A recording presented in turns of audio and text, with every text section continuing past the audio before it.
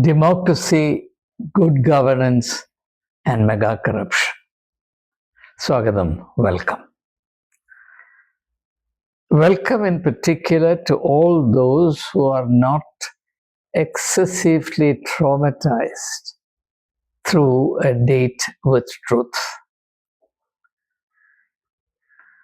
At the present time, the issue foremost in the minds of most Indians is the issue of corruption, particularly corruption in the sphere of education, which must be preserved, in fact, holier than the temple itself or religion itself. I reside in a state called Kerala. I don't know if it's God's own land, but it's the land of Narayana Guru, who said that it's not temples of worship that we need, but temples of learning. It's a statement for which I respect him to the uttermost. Narayana Guru was a man of eminent good sense. I wish religious leaders in Kerala and the rest of India could be imbued with the kind of sanctified common sense that Sri Narayana Guru had. Well, that's a subject for another day.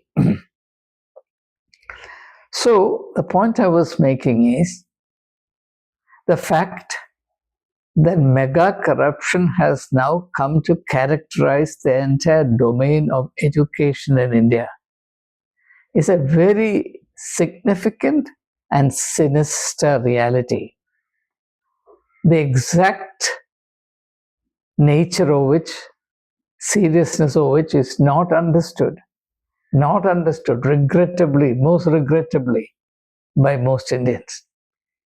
I'm glad that the young people who are the immediate victims of this deadly disease, deadly political disease, is waking up to it because of the excessive pain this has inflicted on them. They are the immediate victims of this reality.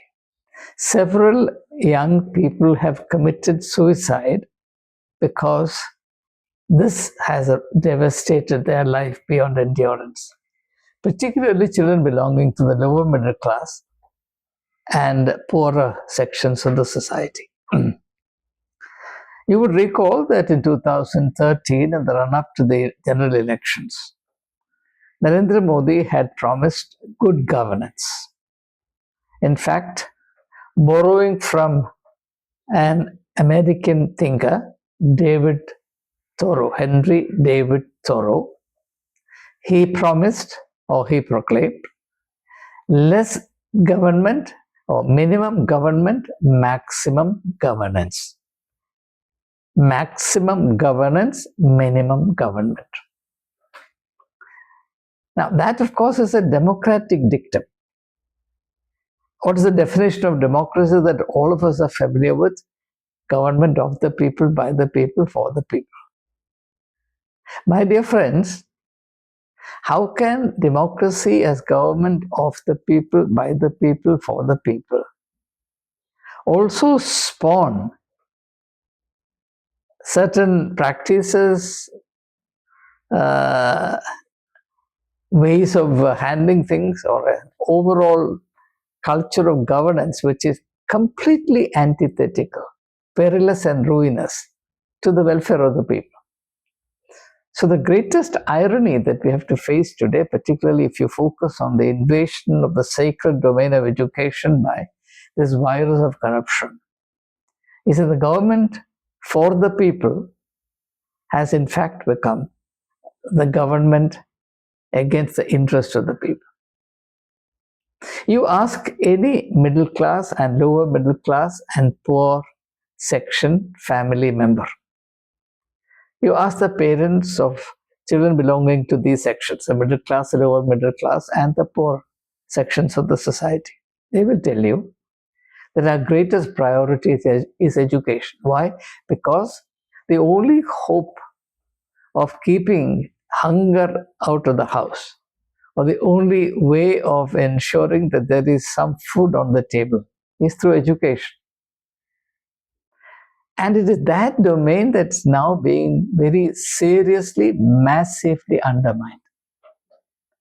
And I'm sorely disappointed with the opposition parties because they too do not understand the gravity of this issue.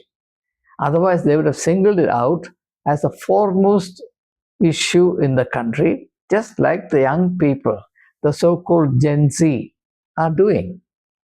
After all, it has created the birth of a party, a satirical party called Cockroach Janata Party, which has now become the most unbearable headache of the central government. And every effort is being made to nip this people's movement or young people's movement in its bud. Now, please understand that there is a clear logic behind this degeneration of Indian democracy. No one is actually setting out to undermine democracy. Democracy is not murdered. Democracy is merely infected, and that infection is aggravated step by step until it results in total system failure, which in the organic context or in relation to the human body is called multi-organ failure. What we are noticing in India today is what in medical language should be called multi-organ failure. The Election Commission of India is failing in Indian democracy. Even the Supreme Court, we are seriously worried, is failing in this respect. The various democratic institutions in this country, including the parliament, is becoming a party. The media is becoming a party to this vast epidemic level infection of Indian democracy. And what is the underlying element in all this? There's nothing but the absolutization and idolization of material success.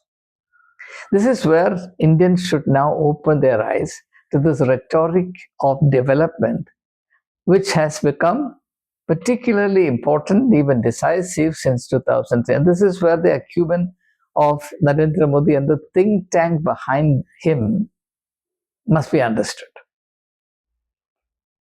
I don't think Rahul Gandhi or opposition leaders of any kind understand this. And what I notice when I look at the pan-Indian situation is the miasma of incomprehension. People just don't understand what is happening. Now, think for a moment of development. What is development? Development has been defined and projected in an extremely dangerous manner. Development only as wealth generation. Development not as the enhancement of people's welfare. Development certainly not as the development of the people, the empowerment of the people. Now please ask yourself, how can there be healthy democracy characterized by good governance if the people are not enabled to be developed? For example, the hallmark of a politician or a government that is earnestly committed to development must be the complete priority ascribed to education, because there is no doubt at all, and this has not been questioned by anybody, it is universally agreed that the foremost determinant of development is education. And nationally we say that we are committed to development, and development has become the foremost political issue. Yet there is not a single government as of now, barring perhaps the Aam Aadmi Party, that actually not only talks about education but also practices through priority, the political goal of developing people through high quality and appropriate education. The only reason why I feel inclined to acknowledge, I'm not a member of any party, but I acknowledge Aam Aadmi Party because of the priority it ascribed to education and the improvement of the government educational system, the National Capital Region, Delhi, under the Aam Aadmi rule, Aam Aadmi government is significant.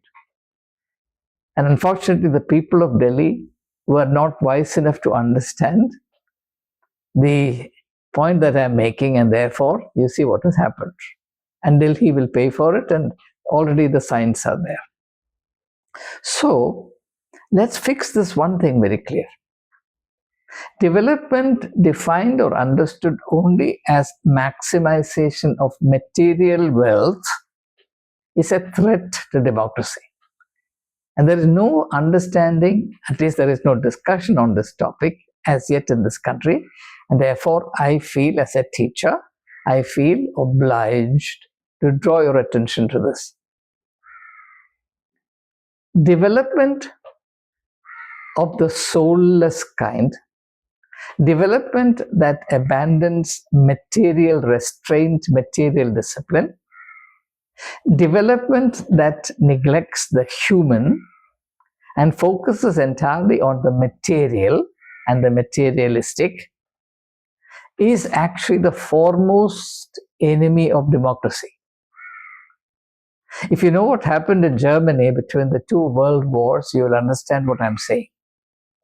Hitler was an eminent economic success. He solved the unemployment problem in Germany. After the First World War, through the settlement through the Versailles Treaty, grave injustice was done to the German people. Germany was the leading culture and the leading economy of Europe. And Germany slid into a state of drift. Unemployment skyrocketed, as is the case with India.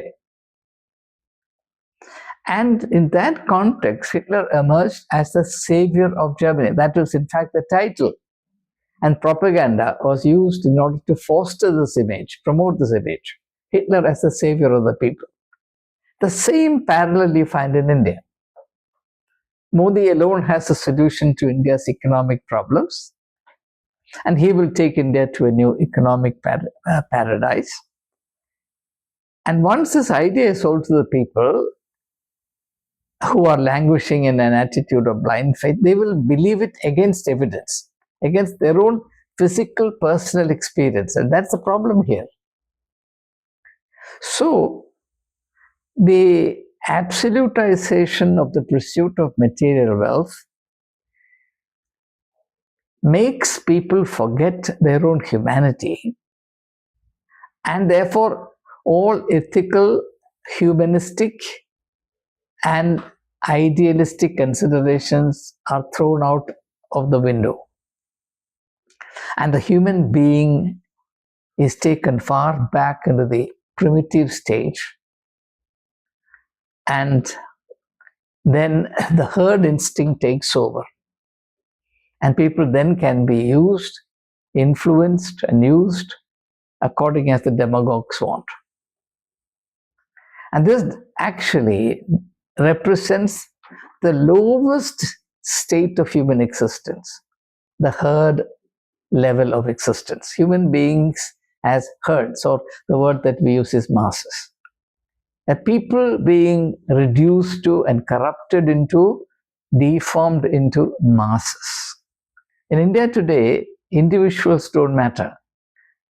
Especially individuals who think, individuals who insist on moral, ethical, philosophical, spiritual ideas are considered urban naxals and anti-national elements. It's only the masses that matter. And anything and everything is justified on the basis of mass approval. For example, when demonetization was discussed in relation to the harmful effect it had on Indian economy, the answer from the BJP spokespersons was, well, The people have spoken. They have given us the vote, and therefore what you have done is the right. This is really the norm. All other considerations have become irrelevant. It's only success and success based on material claims. Whether you're successful as a nation of culture, as a nation of spiritual light, India is a light under the nations. This is nobody's concern today. At the same time, attempts were made to project Narendra Modi as the Vishwaguru. And the people outside India are not fooled, and therefore they laughed at it. But even that has not served to open our eyes to this reality. So as Indians, if at all you care for yourself, whether you care for the country or not is a much bigger question. I'm only asking you the question, are you interested in yourself, your children, and your grandchildren? It doesn't matter which religion you practice, which language you speak, which region you belong to. Are you an Indian? Are you bothered about yourself, your children, and your grandchildren? Are you concerned about what kind of India our children should inherit? Then please lend me your ears.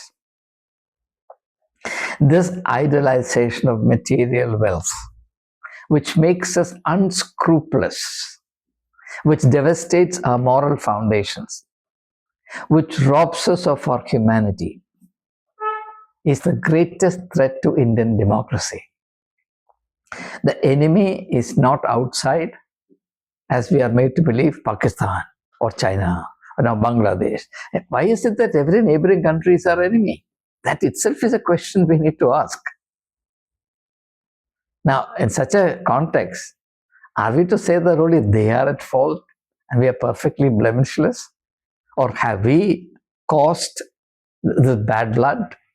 And if we have, what's the reason for it? How is the image of a people seen overseas?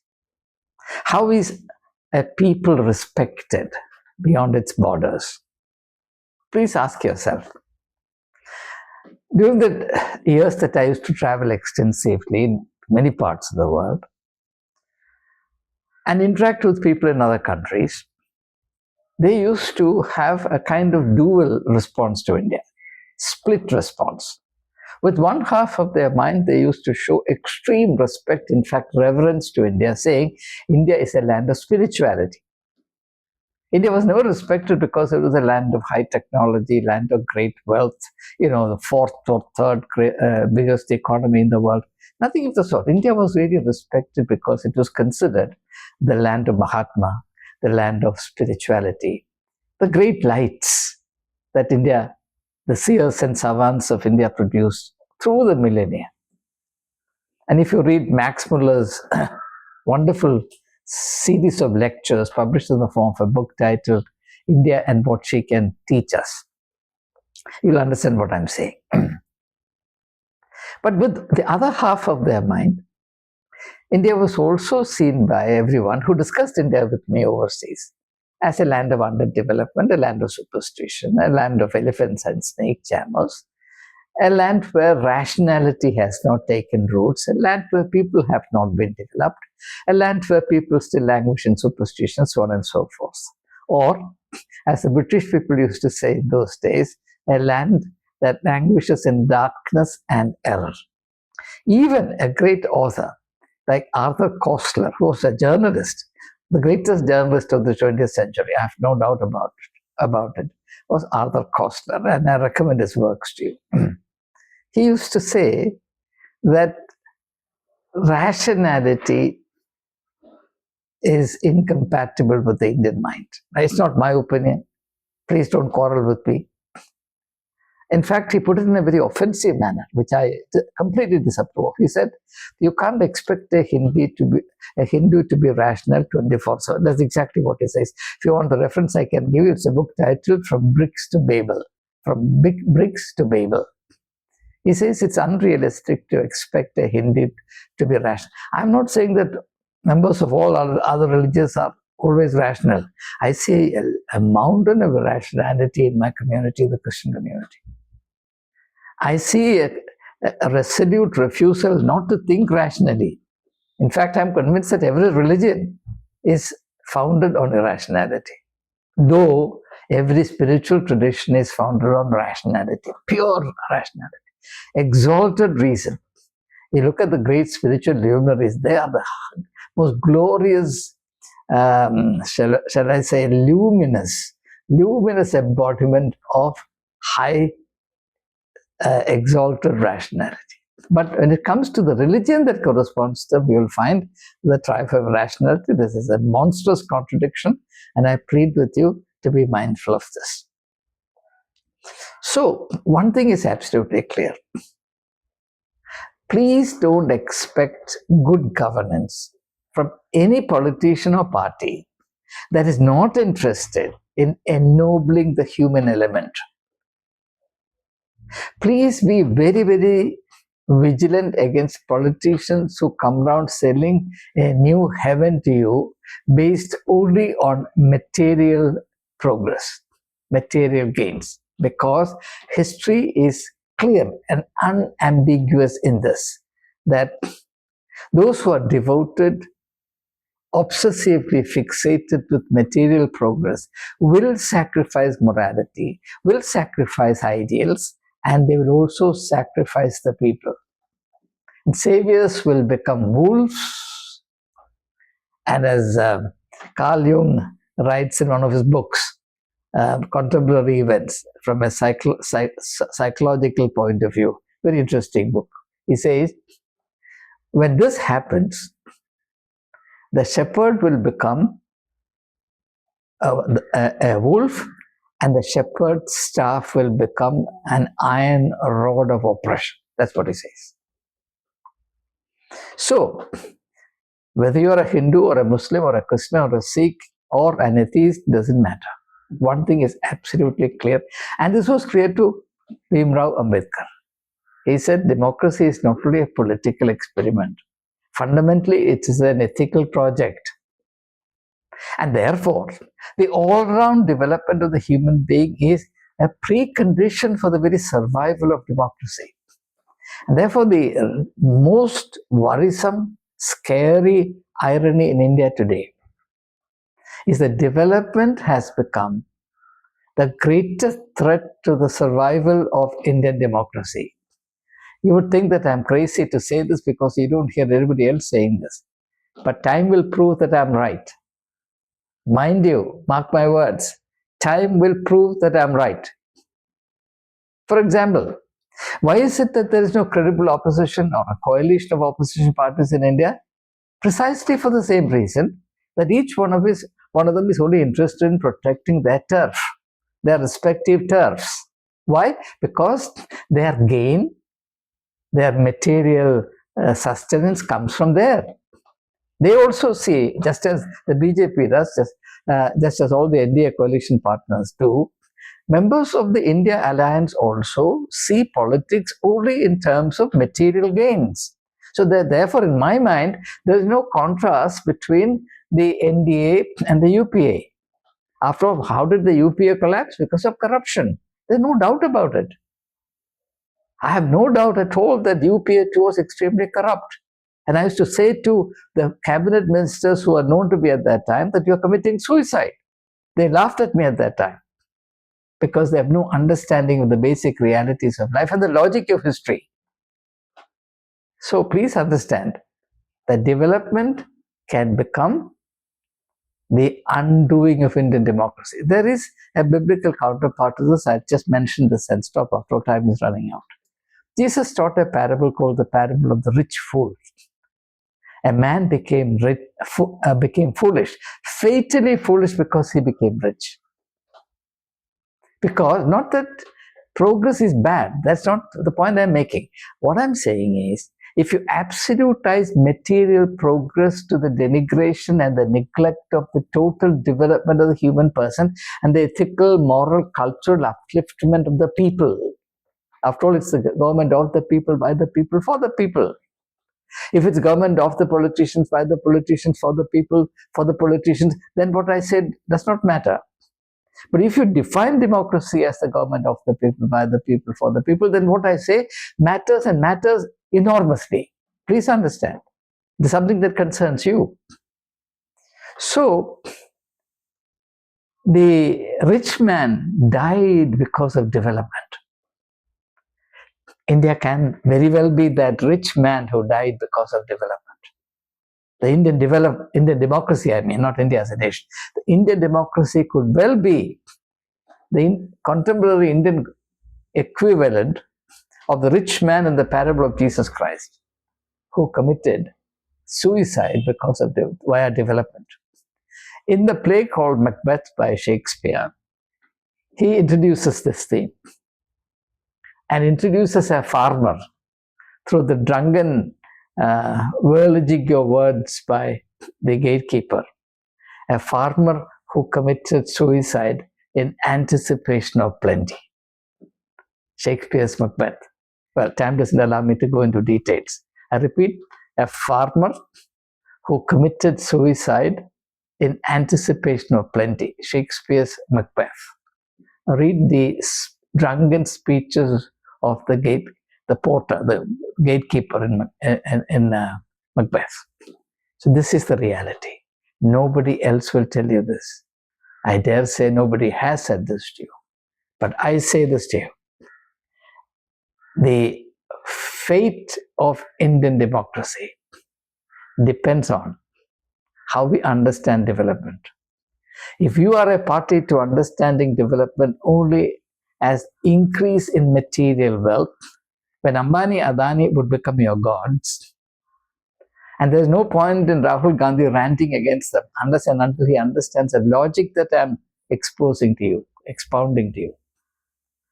Indian democracy could well be destroyed through development, much like the man in the parable that Jesus taught committed suicide or died on account of development. Be careful. Jai Hind.